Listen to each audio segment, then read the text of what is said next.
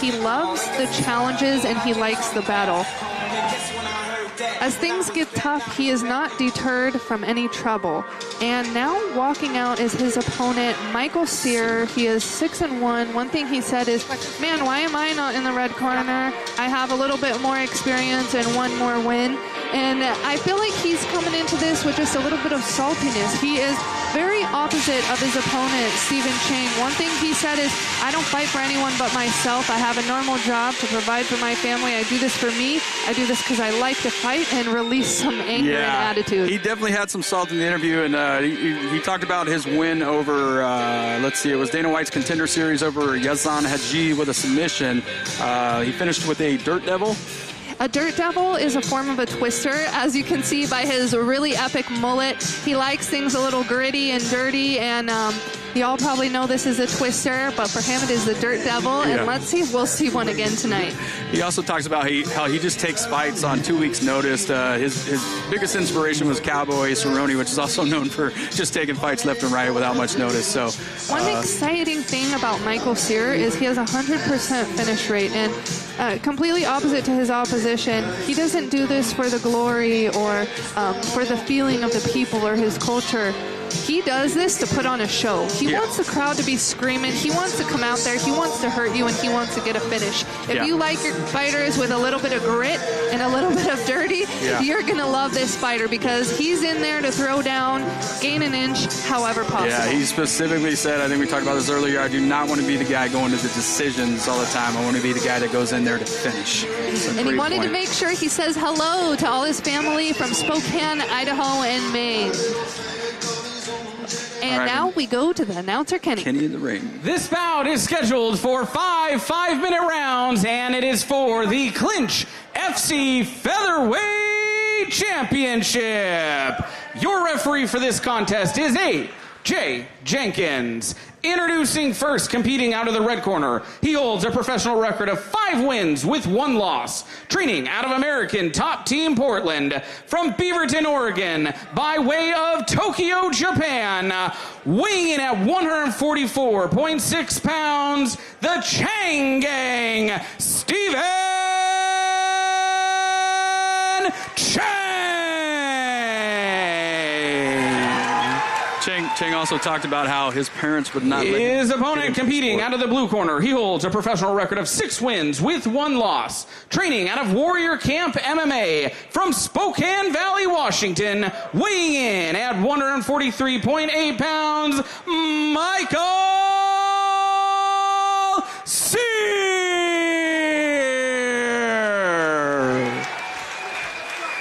Chang said that he's expecting Sear to come in hot. He said that he feels he doesn't like him much, and he's here for battle. And he was a little confused because he's like, man, I respect everyone in there, but I don't know why this guy don't like me. Yeah. And I feel that it's not a hate from Sear. Sear is just intense when it comes to the cage. Are you ready, sir? Yeah. Let's go. I don't know if you caught it, but Steven actually waved at him with real sincere eyes, like, hey, man, good luck to you. Well, he waved at him saying, are we going to touch gloves? This is something that you say to your corner. Sure, you can wave it off and say yes or no. They did a respectful glove touch. Good. Another thing, you can see the incredible fitness from Sear. Sear actually trains with DL Training Systems. This is a strength and conditioning program that I work with well, too. So the 5-rounder won't bother him much. As far as conditioning and power, he'll be ready. Steve just stood right there and told him, come on. Like you haven't thrown anything worth a damn yet. We're still within a minute in from the fight. He's just like, come on, show me what you got.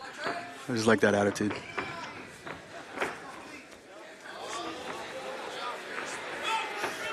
Stephen Chang is really tall and lanky, and as he said before, this is really going to allow him to kind of tee off on Michael Sear. Michael Sear is willing to bang, however, his bread and butter is on the ground. Yeah, Steven said he didn't care if it was the ground or standing up. It's just he was going to go wherever the fight wanted to go. So, willing to go wherever, but excited to let those hands fly. Sear doing a good job now, landing a few of those strikes. That left hook and right hand looking fast and furious. Stephen Chang being very patient, very calm.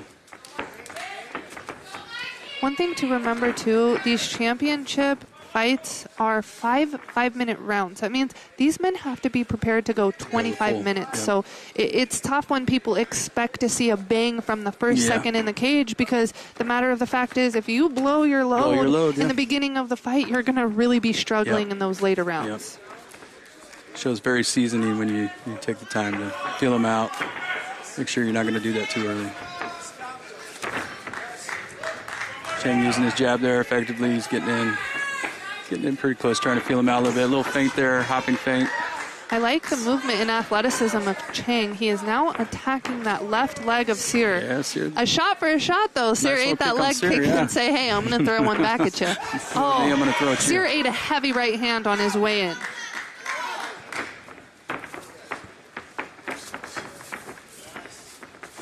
Good lateral movement from Michael Cyr there.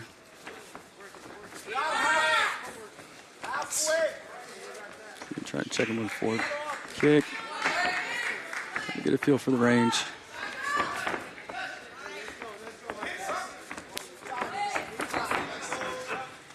I like that Cyr is using these feints to try to get in. However, he's not committing with his hip. Oh, there we go. Yeah. We finally saw a bit of a fake using his hips. Stepping in heavy as Cyr. Yeah, and Cyr with a smile. He's smiling. And he's smiling now. He says, I tagged you. He's wanting to bang. Look at that. That's where he wants to be. Okay.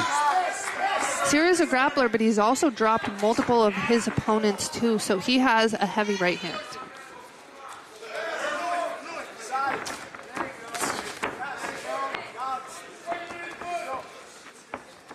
Again, Cyr is trained in Muay Thai and Jiu-Jitsu. Definitely got some power shots from the Muay Thai training. Just one more time. Oh, heavy right hand from Cyr as he starts to stalk Chang. Oh, he is just letting it fly. Now his kick. With just a minute left in the round, we are now seeing these men pick up the pace. Yeah. Looks like this round's probably going to go to Cyr unless Chang really starts showing something. His poise is great. He stayed calm, but has he done enough to win this round? Cyr is still just throwing. He's throwing with what appears to be power. Another quick shout out to our female ref, AJ Jenkins. There's not a lot of females, so thank you so much to the Clinch Fight Club for supporting us women and helping us get more jobs in the sport. And AJ does a great job.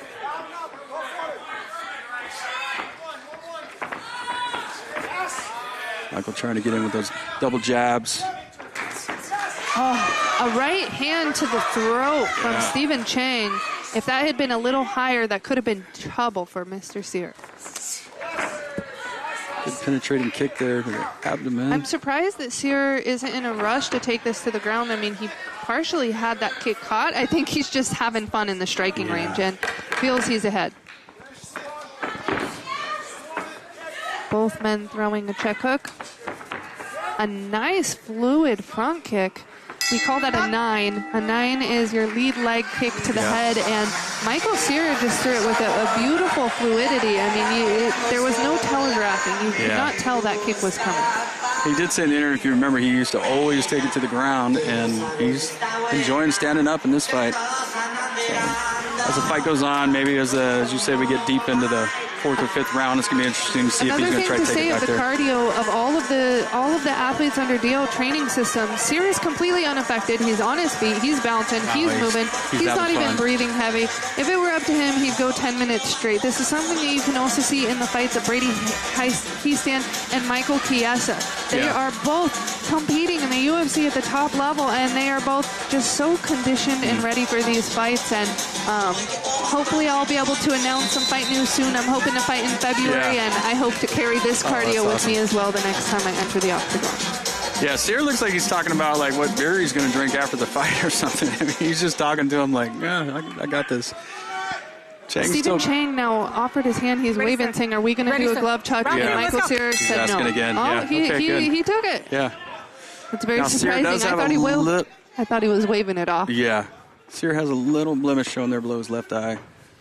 Doesn't look like a cut, but he definitely took something there.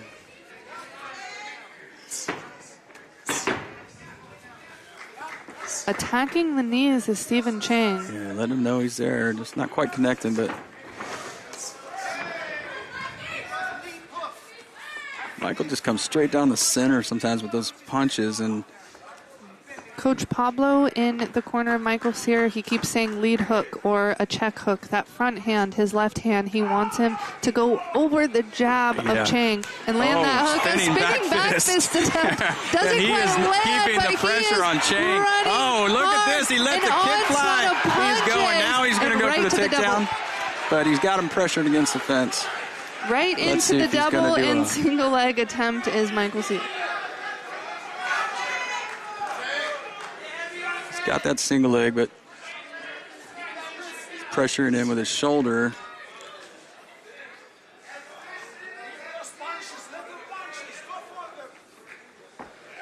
Chang is checking his shoulder there pretty good with a little bite down. I wouldn't be surprised if we see Michael break and throw down again. I mean, he had such success with that flurry.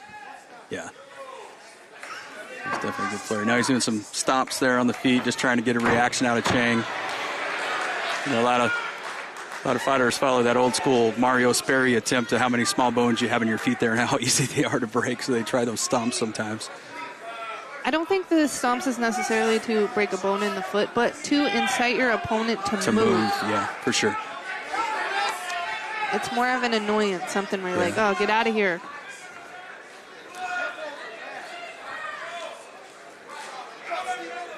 Looking for the ankle pick is Sear. Doesn't quite get it as he moves back to the single. A great job by Stephen Chang. He's able to adjust and circle Michael out. Sear throwing that knee against the fence. Now it's Stephen Chang. Oh, that was Chang. I'm sorry, yes. Good working, guys.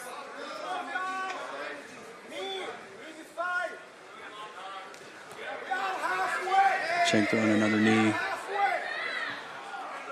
Trying to catch that outside thigh. Similar when you throw a kick in Muay Thai to that outside leg and you can get that leg to go numb. You can also do that with the knee when you got your opponent pinned against the fence like that. Clean break. I like the aggression coming off. Yeah, just aggressive, letting those kicks fly. I like the aggression coming off from Michael Sear.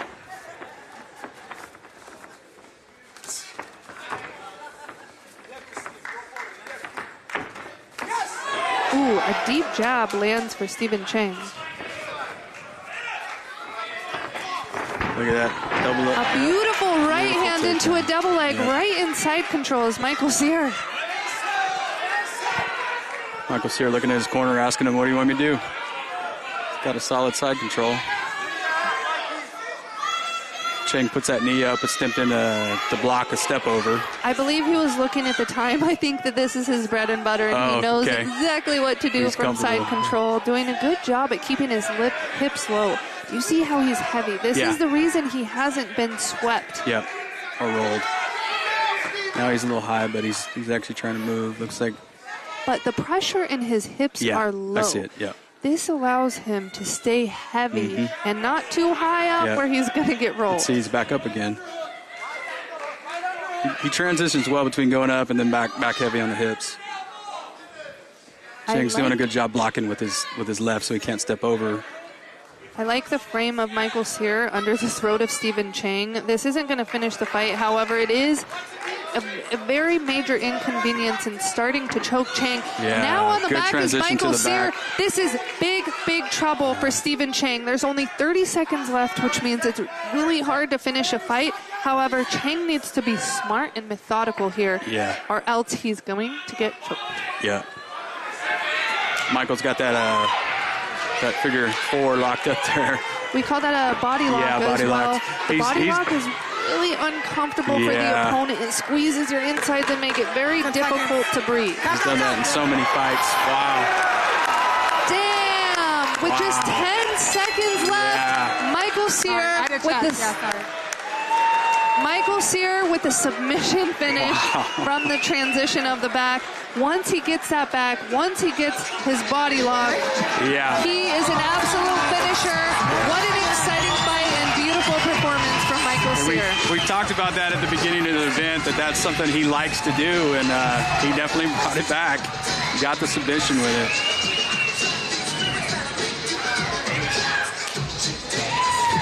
Want to go? What a performance from Michael Cyr. I mean, just 10 seconds left.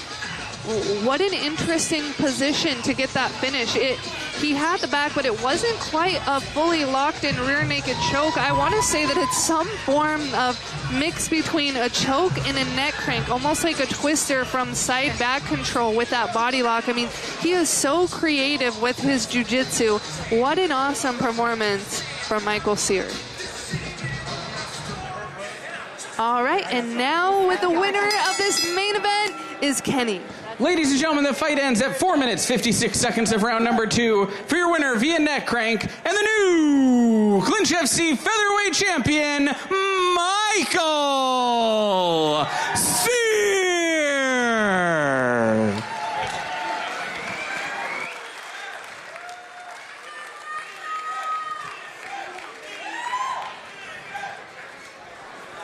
Michael Cyr, congratulations on your win, sir. Good job. Thank you. Yeah, absolutely. That body lock, we've seen you do that before quite a few times. We talked about that at the beginning of the event here today, that we expected to see that from you.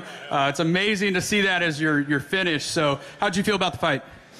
Well, I went in there really calm today, and I just treated it like a sparring match. I mean, normally I come out and I don't hear the crowd very much. I don't pay attention to what's going on. I'm really focused, which can be good, but also, you know, one-track mind. I came out with, I was hearing my buddy Izzy over here. I heard one of my friends in the crowd. I heard my parents up there somewhere. I heard all you guys, but maybe it's because I'm a little more focused, getting a little bit better at this, but yeah, it was a good time. So Steven, he seemed real calm and relaxed as the fight was starting, and you did too. But man, when you turned it on, when you let those flurries go, and it was like you were just a bullet, just heat-seeking missile going after him, and we could literally feel the power in those punches and those kicks. So is that your bread and butter? Like once you start attacking, you just go nonstop? Because it looked like you didn't want to let up at all. Yeah, like I said, I was pretty calm, and that can be a bad thing. I didn't pull the trigger for a while. I just wanted to see what he had. He had a little reach on me. He's a tough fighter. He caught me with a couple of really good body shots, and I had to hide it in the first round there. But in that second round, once I took his back, I knew, I mean, that's my home. That's where I like to be. Thank you to my coach, Cruz, CJ Phillips, for working on all the striking with me. Got me so comfortable in there. Whether he's switching stances, doesn't matter. Then my head coach, Pablo Alfonso. Man, I can't say enough about the whole Warrior Camp team. We just work our butts off. It's fun. Well, we enjoyed watching you. I think the crowd here enjoyed it as well. Those at home as well. So congratulations once again, man. Absolutely. Thank you. Thank you to all my family who's here, who's back in Spokane, down in Idaho Falls, and some back in Maine that are all watching this today. Thank you guys for tuning in. And thanks for George Dodds for putting on the pay-per-view. Now everybody can see it. Yeah, absolutely.